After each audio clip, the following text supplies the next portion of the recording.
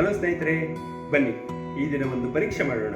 ಏನಂದ್ರೆ, ಈ ನಾವು ದಿನನಿತ್ಯ ಕುಡಿಯುವಂಥ ಎಳ್ನೀರಲ್ಲಿ ಎಷ್ಟು ಕ್ಯಾಲೋರಿ ಇರುತ್ತೆ, ಶುಗರ್ ಅನ್ನೋದನ್ನ ನಾವು ಪರೀಕ್ಷೆ ಮಾಡೋಣ.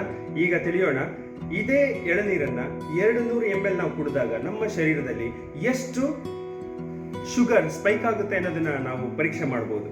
ಒಮ್ಮೆ ಪರೀಕ್ಷೆ ಮಾಡುವ.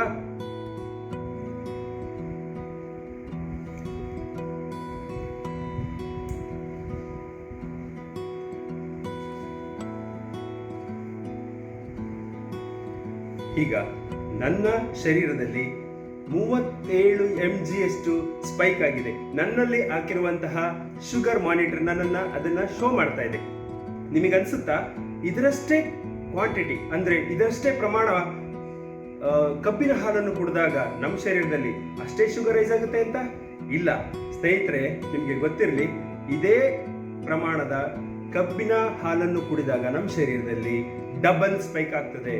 ಅಂದ್ರೆ ಕನಿಷ್ಠ 75 mg ಶುಗರ್ನಷ್ಟು ಜಾಸ್ತಿ ಆಗ್ತದೆ, ನಮ್ಮ ಶರೀರದಲ್ಲಿ ಡಬಲ್ ಆಗುತ್ತದೆ. ನಿಮ್ಗನ್ಸುತ್ತಾ ಯಾವುದು ಬೆಸ್ಟ್ ಅಂತ? ಹಾಗಾದ್ರೆ ಡಯಾಬಿಟಿಸ್, ಶುಗರ್ ಮತ್ತೆ ಈ ಸಮ್ಮರ್ ಅಲ್ಲಿ ನಮಗೆ ಯಾವುದು ಉತ್ತಮ ಅಂತ ನಿಮಗೆ ಅನ್ಸುತ್ತೆ? ಎಳನೀರಲ್ವಾ?